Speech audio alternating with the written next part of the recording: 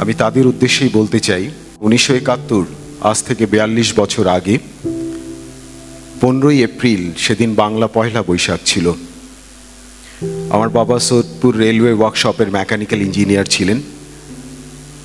বাবার অপরাধ ছিল যে উনি প্রচণ্ড স্বাধীনতাকামী একজন মানুষ ছিলেন এবং সবচেয়ে চূড়ান্ত যে দোষের কাজটি করেছিলেন সেটা হচ্ছে এপ্রিলের প্রথম সপ্তাহে আমাদের সেই সময় যারা রেলওয়ে ইঞ্জিনিয়ার ছিলেন তাদের দোতলা বাংলো ছিল এবং পুরনো বাংলো আর্থিংয়ের তার বলে, ওটা দোতলা থেকে নিচে মাটিতে চলে যায়।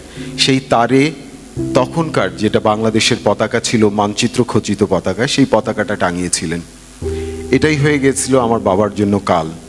পরে পাকিস্তানি আর্মিদের সহযোগিতায়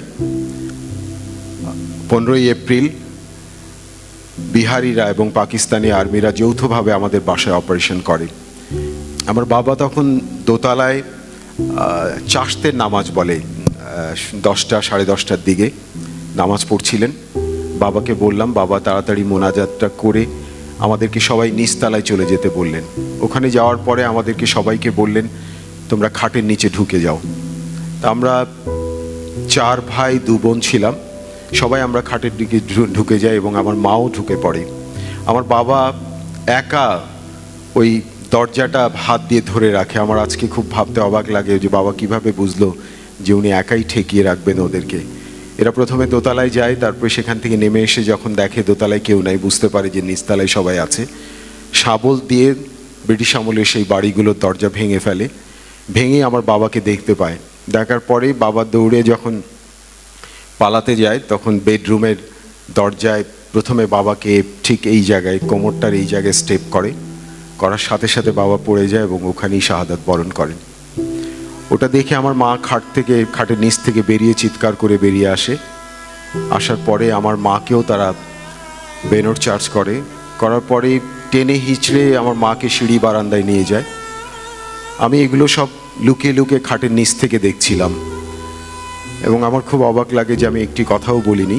আমার মা চিৎকার করে বলছিল যে আমাকে মেরে ফেলো, আমার বাচ্চাদের মেরো না। খুব অনুনয় বিনয় করছিলেন ওদের কাছে। আর তোমাদের বলে রাখি, যখন আমাদের বাসায় হত্যাকাণ্ড চালানো হয় তখন বঙ্গবন্ধুর নাম ধরে এবং জয় বাংলা স্লোগানের নাম ধরে অকথ্য ভাষায় গালাগাল করতে থাকে এরা, ঘাতকরা। এই অবস্থায় আমার মাকে টেনে হিঁচড়ে নিয়ে যায়। আমার মা কিন্তু তখনও বেঁচে ছিলেন। আমি এইটুক দেখেছি। এরপরে প্রতিবেশীদের কাছে শুনেছি যে আমার বাবার শখের বাগান ছিল বাসার সামনেই। আমার মাকে জীবিত অবস্থায়, তখনও আমার মার দেহে প্রাণ ছিল, সে অবস্থায় পুঁতে ফেলে ওই মাটিতে। ওই দিন আমার 3 ভাই বেঁচে যায় আহত অবস্থায়। এরপরে আমার বড় ভাই বের হয়ে আসে। বড় ভাইকেও তারা ছুরি মারতে থাকে, বেনর চার্জ করতে থাকে। তারপরে ছোট বোনটার বয়স তখন 2.5 বছর। ও কোলে ছিল। ওকে হত্যা করার জন্য ও খালি কোল বদল করছিল। আমার ভাইয়ের পুরো 2 পা ধাঁধরা হয়ে যায়।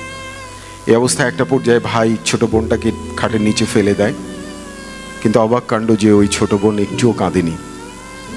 এরপরে ও পড়ে যায়। এরপরে এক এক করে আমার বাকি 2 ভাইকেও টেনে হিঁচড়ে ওরা বের করে তাদেরকেও, আমি ভেবেছিলাম তারা বোধহয় মারা গেছে ওখানে।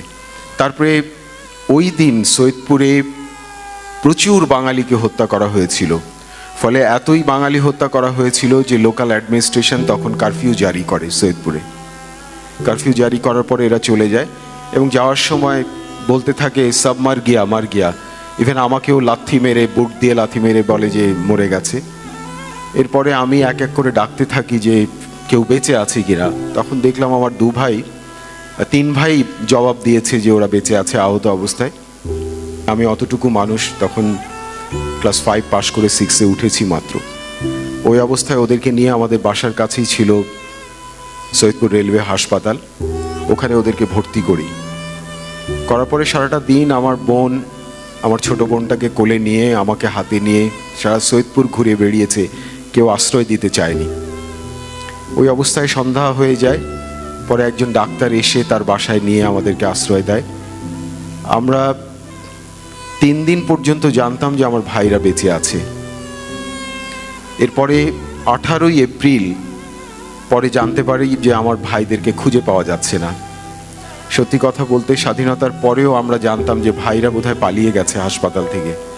কিন্তু পরে ওই হাসপাতালে যারা ছিল তারা আমাদেরকে জানিয়েছে যে ওদেরকে পরে হাসপাতাল থেকে নিয়ে আমার বোন এবং ভাই দেখা করতে এসছে এ কথা বলে হাসপাতাল থেকে ফুসলিয়ে নিয়ে যে হাসপাতালের পেছনেই একটা গর্তের মধ্যে 3 ভাইকে জবাই করে হত্যা করেছে।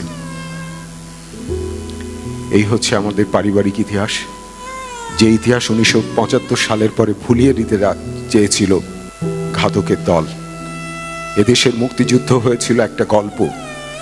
আজ তোমরা দেখতে পাচ্ছ যে মুক্তিযুদ্ধের 3 জন জ্বলন্ত সাক্ষী বসে আছি। 42 বছর ধরে আমরা আমাদের স্বজনকে খুঁজে ফিরছি। পারতপক্ষে এই অনুষ্ঠানগুলোতে আসতে চাই না আমরা, কারণ খুবই আবেগতাড়িত হয়ে পড়ি আমরা। আমি একটা কথা বলবো, আজকে এ মাসে যুদ্ধ অপরাধীদের বিচার চলছে। এই 56,000 বর্গ মাইলের বাংলাদেশে পাকিস্তানি আর্মিরা কিন্তু চিনত না। তখন রাস্তাঘাট আরো খারাপ ছিল, তোমরা হয়তো জানো না।